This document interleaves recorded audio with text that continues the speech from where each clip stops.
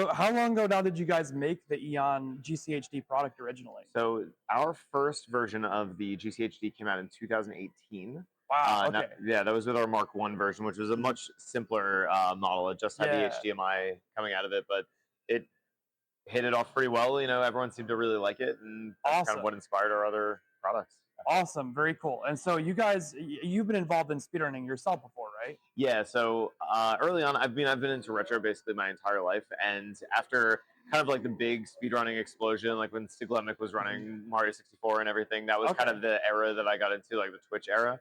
I started running Mario Kart or Super Mario 64 for a while, like 16 star, and and I don't know, it was something that I did like slowly originally, just because I thought it was cool that you could beat the game that early. And then I was like, oh, let's see if I could learn a couple of these tricks and try to get faster. And it was cool to figure that stuff out and get good at it, you know? Yeah, that's really cool. I actually got into speedrunning myself around 2016. I was trying to play League of Legends online. Oh, okay. And I was really terrible at streaming it, but I switched over to streaming speedrunning Pokemon, and that caught on a lot better. So I'm really excited I made that switch here. Yeah, definitely. I mean, during that time, I feel like it was right around then that all of the big streamers really started to take hold, you know, like ZFG and all these guys. Like a lot of those old Nintendo games, I think, really started to hit it off. Yeah. And since we're talking here with TASBot today, what is your first memory and experience of seeing a TAS, especially at like a GDQ type event? Yeah, for sure. So I mean, when I was getting into speedrunning Mario 64, you would obviously like go on YouTube, try to look up strategies and stuff. And I remember seeing a bunch of videos come up with like, you know, TAS, and I'm like, what is this? And then after looking into it, once you start watching a TAS video, you quickly realize that it's like, this is not like normal. Like people can't do this kind of stuff, but it's super fascinating. So it was really like through YouTube and watching like tutorial videos of like kind of the things that could be possible. That was really sort of my first exposure. And then I mean, you started to see events like that start to tack onto, you know, Awesome Games Done Quick and Summer Games Done Quick. So yeah, that was kind of like my first brush with it, was just looking up strategies and seeing TASes kind of by accident. That was how I saw it first too. I saw it at I think it was AGDQ 2018. I saw it doing a Super Monkey Ball TAS, and then when I went back the next year, I found them in person, started hanging out with them, and they were like, "Oh, you're perfect here." So yeah, that's awesome. It's been since then I've been doing the TAS stuff myself. So we've got Swiss here, and the Eon products are great at showing the video quality that Swiss helps enable for restoring these retro games.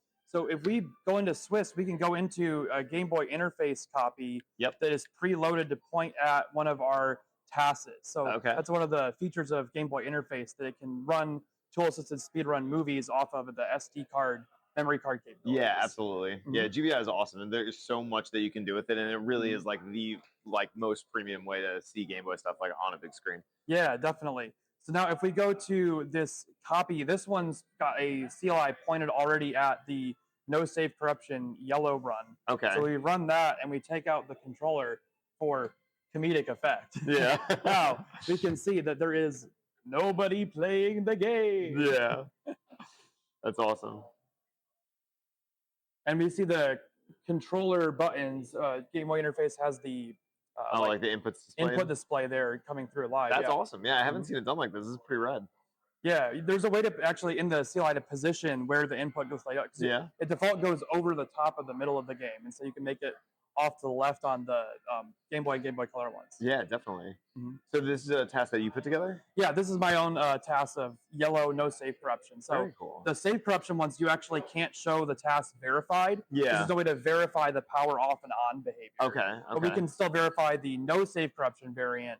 And that was just fast options you saw. Yeah, choose all the options at once. How long does it take you to put one of these together? Because I've never built a TAS myself, so I'm not sure like what really the process is to get it done. Yeah, these no save corruption TASes, they're a little bit shorter. It's only about 10 minutes. So that one only took me a couple months. And it was also kind of the, once you do something wrong on the internet, everyone wants to correct you type thing. Yeah, so of course. It was like a month of me doing it and showing it, and it was wrong and not fast enough. And then there was another month of refining it from all the great feedback I got from the community. So a couple months for this one. Okay. And then the glitchless one that beats the game in an hour and 36 minutes, that was like a 6-month project the first time. And then the same thing, there was a 3-month revision and then another 3-month revision after that. Oh, wow. It's probably a year of time. It's awesome how strong the community is to really kind of like come together and really make it as optimal as possible, and you know, find every opportunity to to make it just that little bit faster, you know? Yeah, yeah. It's cool. So we're just now starting to be able to do some tasks of Game Boy Advance games, as well as Game Boy and Game Boy Color. There's a new emulator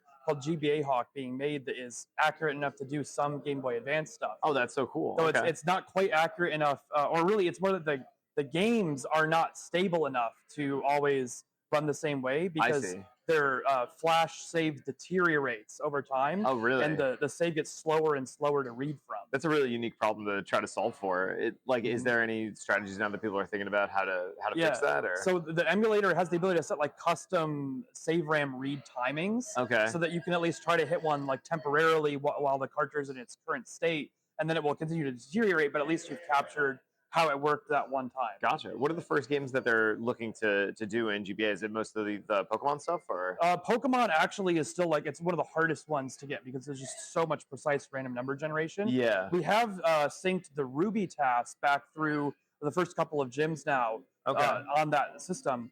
But we're still working on Pokemon. A lot of the Metroid type games. Okay. I think there's a Dragon Ball game it's being worked on for. Like Legacy of Goku or something like that. Very cool. One of those games. Cool. So, do you have any other like Game Boy or Game Boy Advance games that you would love to see TAS that you haven't seen yet? Oh man, I mean, so I'm a big fan of the Mega Man games. So seeing something like Mega Man Zero, and those games in particular are really cool because they're almost like fighting games in the way that you have to, like, the way you engage with certain enemies. Mm-hmm. So to see something like that really optimized, and I imagine it wouldn't be too crazy because it's mostly just like precise platforming. Mm-hmm. But I'd probably look to see something like that.